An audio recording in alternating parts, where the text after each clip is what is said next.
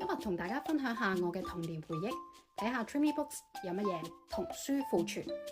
首先由老牌子出版社新雅開始講起，呢本暢銷作鬥嘴一班，相信大人細路都認得。佢嘅故事環繞香港小學校園生活，好多小朋友都有共鳴，已經出到40幾集啦。但我細個最中意睇嘅呢係《世界名著之旅》，佢係經典文學嘅簡化版，文字比較淺白，排版呢亦都好乾淨，有知識點，有黑白插圖。最重要嘅呢就係佢最後有《世界名著之旅叢書》咁多輯裏邊嘅唔同標題。名著之所以為名著啊，除咗故事內容感人之外，亦都係因為互文性。睇咗呢啲名著之後呢，就會比較容易進入大人嘅世界，欣賞其他作品啦。但有時候又未必借到新雅嗰啲名著之類嘅喎，咁就睇下其他出版社啦。譬如有俠盜羅賓漢、義犬報恩，佢哋個排版都唔同嘅。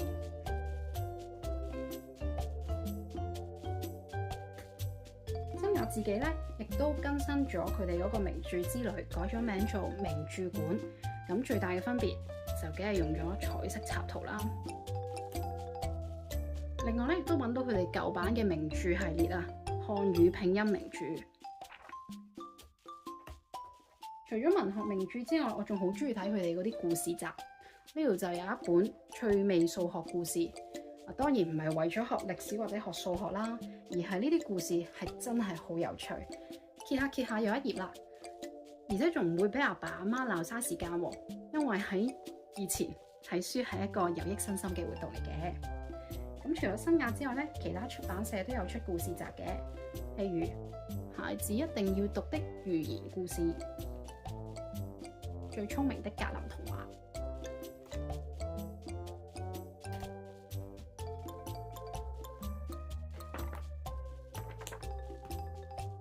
跟住睇下社交必備 IQ 題謎語挑戰賽1同埋2，係細個嘅時候小息旅行搭車必備，可以話係一代人嘅集體回憶啊。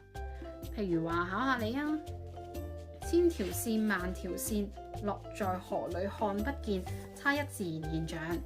問10個香港人，9個都答到你啊。新雅仲買咗啲卡通電影嘅版權，出咗漫畫版。細個嘅時候可以入戲院睇戲已經好開心啦，爸爸媽媽梗係唔會再俾錢你買呢啲漫畫書咁奢侈啦。但係如果真係好中意呢啲作品嘅話，可以有一本書隨時隨地咁樣打開重溫，都係一種小確幸嚟嘅。Frozen 呢一本仲係額外嘅故事添。出繁體書嘅仲有台灣，我細個最中意睇嘅就係小魯出版。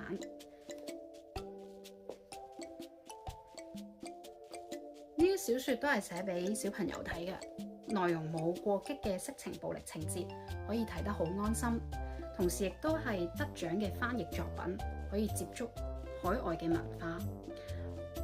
不過你睇翻字數都唔少㗎。如果係俾翻啲年紀細啲嘅小朋友睇呢，親子天下嘅文學館、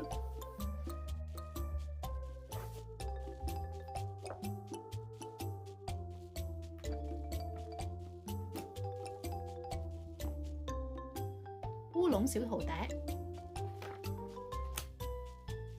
星君爺爺出任務、不要輸給自己、找不到國小。呢一本真真假假狀元郎都好特別，佢係好少數以中國古代為背景嘅兒童故事。我知道賴馬咧有好多粉絲嘅，唔知道呢一本由賴馬插圖嘅《奇遇小黑貓》又可唔可以帶大家入坑呢？仲有同樣係賴馬插圖黃淑芬寫嘅3年級花樣多。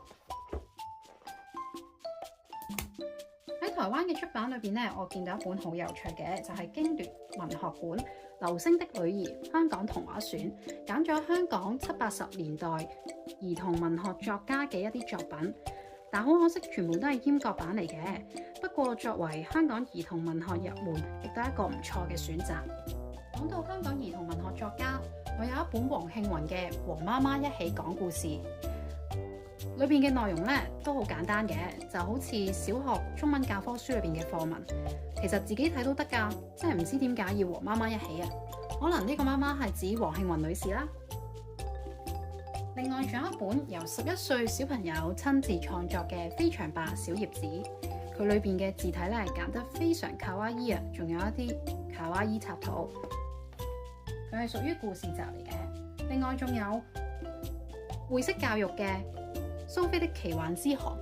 會式教育最出名嘅應該就係大偵探福爾摩斯啦。佢亦都有唔少嘅暢銷作，大部分都係橋梁書嚟嘅。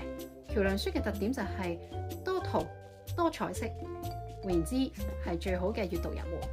我人生中嘅第一本橋梁書《老鼠記者》。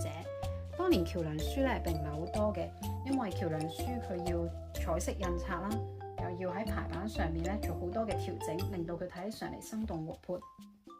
我第一次睇橋梁書嘅時候已經係中學2年級啦。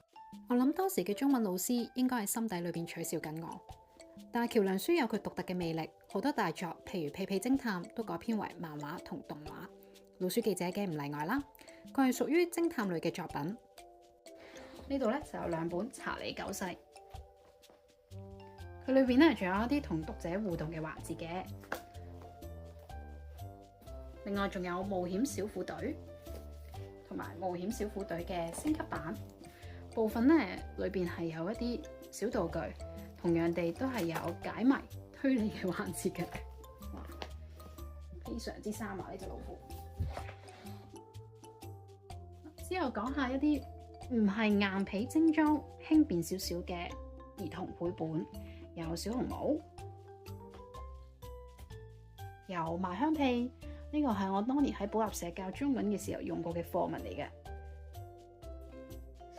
正所謂屎尿屁有趣味，頭先嗰啲書咧都係適合6至10歲，即係初小嘅小朋友睇嘅。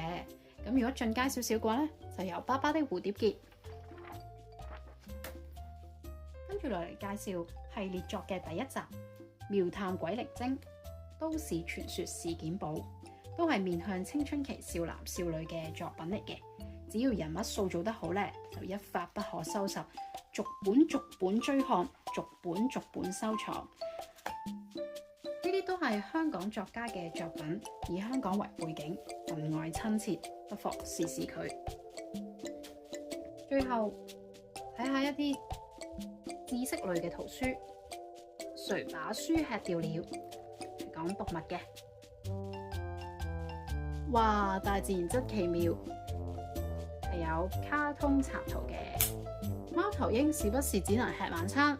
呢個係有真實相片嘅，仲有一啲搞笑嘅卡通面圖。關於大自然嘅咧，仲有呢本漫畫《神秘濕地大探險》，將故事同埋科學知識結合。呢本出擊吧重機戰隊咧，就係講工程嘅，即係 STEM 啦。呢本漫畫咧，風格比較似80年代嗰啲少女漫畫，既係講歷史，亦都係講音樂嘅。音樂之父巴赫的故事。尾二啦，點亮孩子一生的一句話成長篇，係一本引言集嚟嘅。壓軸摺紙藝術趣味玩具，我呢個都係大家嘅童年回憶啊，仲係最好嘅親子活動添。有興趣嘅話，歡迎 PM 落單。